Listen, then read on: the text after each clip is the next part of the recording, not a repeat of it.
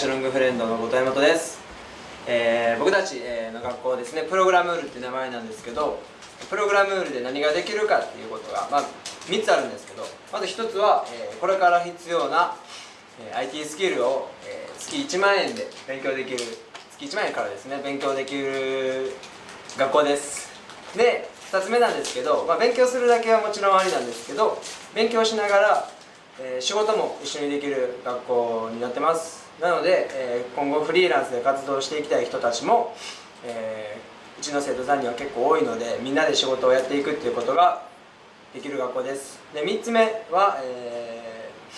みんながこう家族みたいな感じの学校なので、みんなで飯食ったりとか、酒飲んだりとか。なんでチンチンするいやはい、みんながこう家族みたいなね、集まりの学校です。はい。